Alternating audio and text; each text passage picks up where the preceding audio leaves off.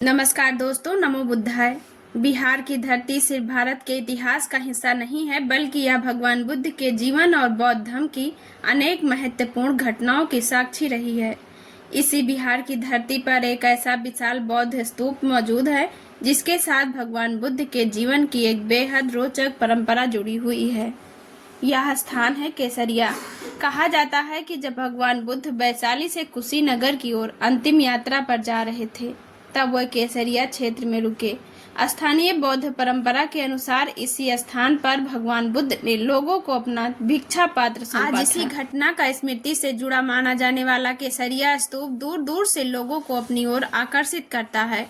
लेकिन सवाल यह है कि आखिर केसरिया इतना महत्वपूर्ण क्यों है? यह विशाल स्तूप कब बनाया गया और भगवान बुद्ध के भिक्षा पात्र से इसका क्या संबंध है? आइए आज की इस वीडियो में केसरिया की पूरी कहानी जानते हैं। केसरिया कहाँ स्थित है? केसरिया बिहार के पूर्वी चंपारण जिले में स्थित एक ऐतिहासिक बौद्ध स्थल है। यह क्षेत्र प्राचीन समय में वैशाली और उत्तर भारत के दूसरे महत्वपूर्ण स्थानों को जोड़ने वाले मार्गों से जुड़ा हुआ था।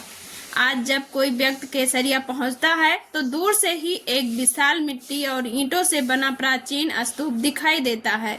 समय बीतने के बावजूद इसकी विशालता देखकर सहज ही अंदाजा लगाया जा सकता है कि प्राचीन समय में इसका स्वरूप कितना भव्य रहा होगा। भगवान बुद्ध ने अपने जीवन के अंतिम वर्षों में अनेक स्थानों की यात्रा की।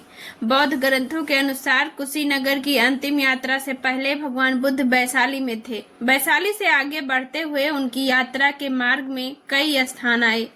इन्हीं स्थानों में केसरिया का क्षेत्र भी महत्वपूर्ण माना जाता है। बौद्ध परंपरा में बताया जाता है कि भगवान बुद्ध जब यहाँ पहुँचे तब स्थानीय लोगों ने उनसे उनके साथ रहने और उन्हें छोड़कर न जाने का आग्रह किया। लेकिन बुद्ध का जीवन किसी एक स्थान या व्यक्ति के लिए नहीं था। उन्होंने लोगों को समझाया कि संसार में परिवर्तन स्वाभाविक है और हर व्यक्ति को अपने भीतर के सत्य की खोज करनी चाहिए। यही बुद्ध की शिक्षा का मूल संदेश था। प्रसिद्ध परंपरा भगवान बुद्ध के भिक्षा पात्र की है। कहा जाता है कि जब भगवान बुद्ध वहां से आगे बढ़ने लगे तो लोगों की इच्छा थी कि वे उन्हें छोड़कर न जाएं। उनके प्रति श्रद्धा और प्रेम इतना गहरा था कि लोग उनके साथ चलने लगे। तब बुद्ध ने लोगों को समझाया कि उनका मार्ग आगे की ओर है। स्थानीय परंपरा के अनुसार इसी समय भगवान बुद्ध ने अपना भिक्षा पात्र लोगों को दे दिया। यह केवल एक पात्र नहीं था, भिक्षा पात्र बुद्ध के साधारण और त्यागपूर्ण जीवन का प्रतीक था। बुद्ध ने राजसी जीवन को छोड़कर ऐसा जीवन अपनाया था जिसमें आवश्यकता से अधिक किसी वस्तु को अपने पास रखने का कोई स्थान नहीं था। इसलिए भिक्षा पात्र का महत्व केवल एक वस्तु के रूप में नहीं बल्कि त्याग, सादगी और करुणा के प्रतीक के रूप में देखा जाता है। केसरिया स्तूप को प्राचीन बौद्ध वास्तुकला का एक महत्वपूर्ण उदाहरण माना जाता है। इसका आकार बहुत विशाल है और यह कई स्तरों में बना हुआ दिखाई देता है। स्तूप के अलग अलग हिस्सों में कभी बौद्ध प्रतिमाएं और सजावटी तत्व रहे होंगे। दोस्तों, आज के समय में और प्राकृतिक परिस्थितियों के कारण इसका मूल स्वरूप काफी बदल चुका है, लेकिन इसकी विशाल संरचना अभी भी प्राचीन स्थापत्य की भव्यता को दर्शाती है। दोस्तों, केसरिया स्तूप को अक्सर दुनिया के सबसे ऊंचे प्राचीन बौद्ध स्तूपों में से एक कहा जाता है।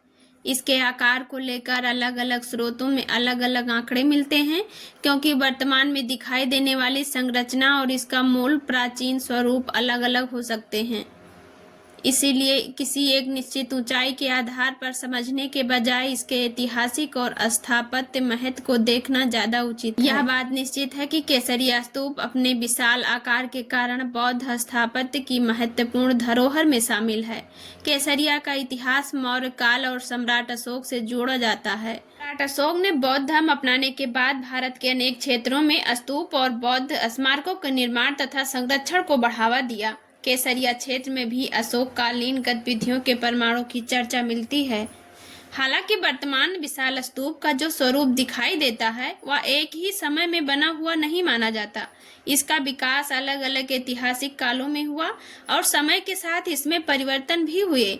जब हम किसी विशाल स्तूप को देखते हैं तो अक्सर हमारे मन में सवाल आता है कि इसके अंदर क्या रखा हुआ है।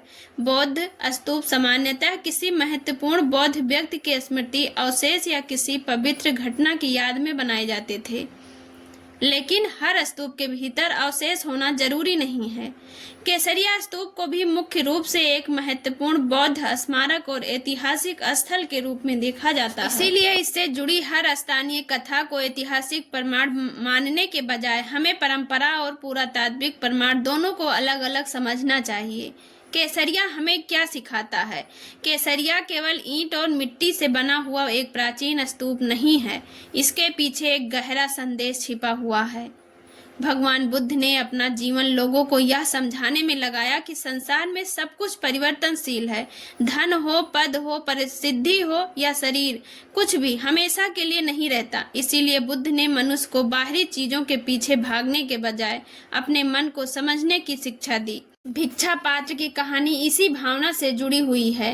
एक ऐसा व्यक्ति जिसने राजमहल का जीवन छोड़ दिया। यह बात हमें बताता है कि सच्ची महानता चीजों को अपने पास रखने में नहीं, बल्कि त्याग और करुणा में है। आज केसरिया बिहार के महत्वपूर्ण बौद्ध पर्यटन स्थलों में से एक है। यहाँ आने वाले लोग विशाल स्तूप को देखकर प्राचीन भारत की स्थापत्य कला और बौद्ध इतिहास का करीब से महसूस कर सकते हैं। विशेष रूप से बौद्ध धर्म में रुचि रखने वाले लोगों के लिए केसरिया एक महत्वपूर्ण स्थान है। यह स्थान हमें उस समय की याद दिलाता है जब बिहार और उत्तर भारत बौद्ध धर्म की गतिविधियों को एक प्रमुख केंद्र हुआ करता था। दोस्तों, केसरिया की कहानी सिर्फ एक विशाल स्तूप की कहानी नहीं है, यह कहानी है बुद्ध के त्याग की। यह कहानी है लोगों के प्रेम और श्रद्धा की, और यह कहानी है उस भिक्षा पात्र की जिसे स्थानीय परंपरा भगवान बुद्ध की अंतिम यात्रा के एक महत्वपूर्ण प्रसंग से जोड़ती है। आज केसरिया का विशाल स्तूप हमें मौन होकर एक संदेश देता है। जीवन में जितना हम जमा करते हैं उससे ज्यादा महत्वपूर्ण यह है कि हम दूसरों के लिए क्या छोड़ कर जाते हैं। और अंत में अपनी यात्रा में ऐसी अनेक स्मृतियां छोड़ गए जो हजारों वर्षों बाद भी लोगों को प्रेरणा देती है। यही कारण है कि बिहार की धरती पर स्थित केसरिया आज भी बौद्ध इतिहास का एक चमकता हुआ अध्याय है। अगर आपको भगवान बुद्ध और बौद्ध इतिहास से जुड़ी ऐसी ऐतिहासिक कहानियां पसंद आई तो वीडियो को लाइक कीजिए, चैनल को सब्सक्राइब कीजिए। जल्द मिलती हुई एक नई वीडियो के साथ। नमो बुद्धाय।